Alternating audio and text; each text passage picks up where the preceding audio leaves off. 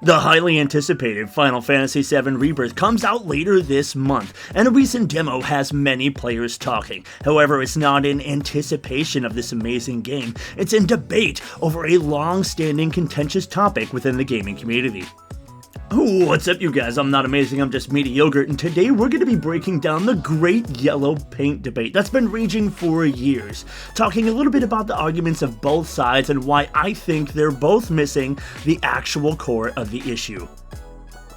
Now, if you don't know what I'm talking about, this all has to do with a game design concept popularized by Naughty Dog and their Uncharted series. You see, the game devs at Naughty Dog wanted to find a way to fully immerse the player within the game world while also making it easy to navigate. This navigational guidance most often came in the form of yellow paint streaks on any ledge that you could climb. This style of immersive navigational aid was extremely successful in both the first and second Uncharted games. So successful, in fact, that other game studios began to copy this style of navigational aid. Notably, Gearbox Studios has used it in every single one of their Borderlands games. However, as technology improved and we moved into the next generation of consoles, developers began to develop more subtle cues in their environments to guide players around. Ledges splashed with garish yellow paint turned into rocks with scuff marks or stains beneath them. Still discernible by players, but also immersed in the environment and not quite as absurd as splashing everything with bright colors. Either that or mantling systems were developed that allowed you to easily climb any ledge within reach. Essentially, if you could see it and jump to it, you could climb it. However, even 2 console generations and 15 years later, we still have game developers that insist on using this now archaic game design principle. And this continued appearance in modern gaming has erupted into a debate between one side, who sees it as insulting to gamers, and another side, who sees it as a necessary requirement for accessibility. While some detractors will say they feel insulted by this relic of game design, I personally relate to the idea that it breaks one's immersion within the world of the game. You might have this game with this beautiful, amazing, distinct art style, except all of the climbable ledges are painted yellow, and it just breaks one's immersion within that amazingly detailed environment the developers created for you. In addition, they can point to examples like the Horizon series from Guerrilla Games, which immerses the guidance of climbing handholds within a heads-up display that is part of the story itself. And now that this level of immersion has been proven possible, gamers are just going to start to look down on less sophisticated methods of guiding players throughout the environments. And this expectation of sophistication is only going to grow more and more as we press into the future and develop more powerful technology. And then of course there's the others who think that it's a necessary evil of game design. Some proponents of yellow paint game design insist that gamers are just idiots who need to have their hand held and bright blinking signs pointing them every which direction they need to go. While others also insist that it's actually quite an important accessibility feature. Not even necessarily for people who have bad eyesight, but for people who have not played games that much before. If you're a lifelong gamer like myself, you might underestimate the fact that you have decades worth of meta gaming knowledge that you are walking into every single gaming experience with. You generally have an understanding for what the developers are trying to get you to do when you look around an environment at any given time. However, someone like my 64-year-old mom, who really doesn't play console games that much, she might need a little bit more guidance to understand where she needs to go in any particular game. So to be perfectly honest, I think both sides have some pretty valid points. However, I think they're both also missing the core of this divisive issue and why it bothers so many people.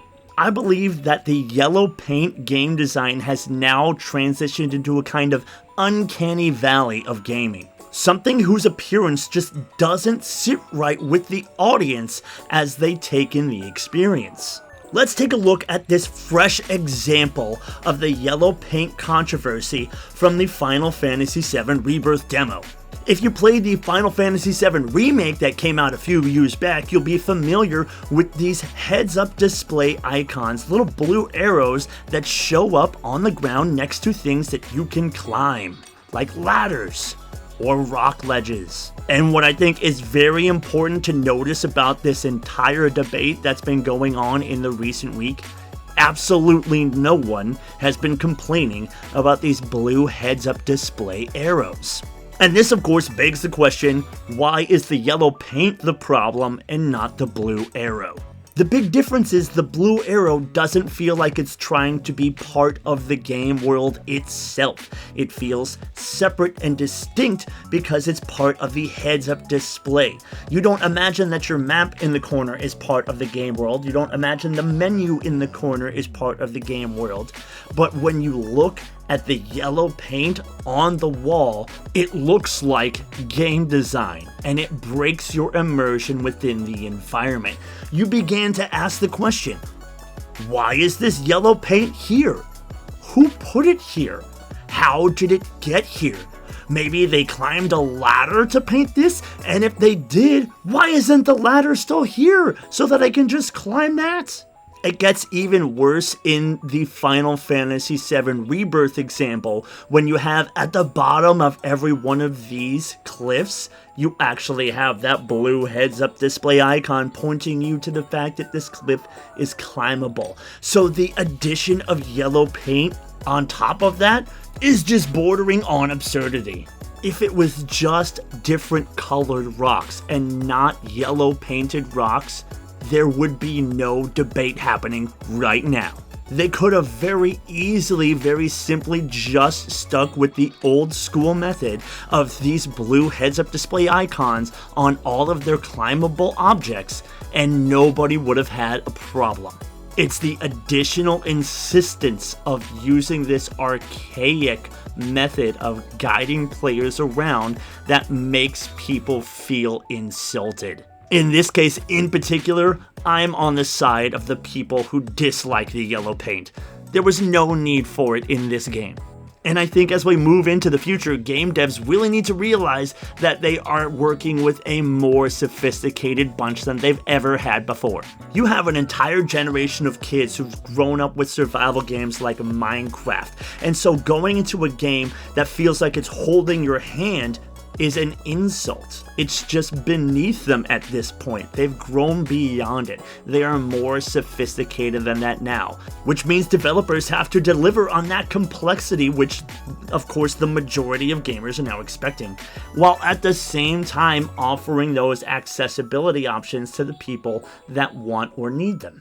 It is a delicate balance to achieve, but it's been demonstrated as possible because many games have accessibility options that you can flip on and off with a switch, like menus that are read aloud to you, or options that adjust the color scheme of the game in order to better be seen by people with different kinds of color blindness. So as this game industry grows and develops alongside its audience, it's just simply going to need to do a better job of creating more immersive navigational aids. What do you think? Where do you side on this issue? Do you think gamers are stupid idiots who need their hand held? Do you think accessibility is extremely important? Or do you think devs need to catch up with the sophistication of the modern audience? Let me know down in the comments section below, and I look forward to seeing you in my next video. Perhaps one from the fine selection you see on your screen right now. In the meantime, I'm not amazing, I'm just mediocre, and I'm out.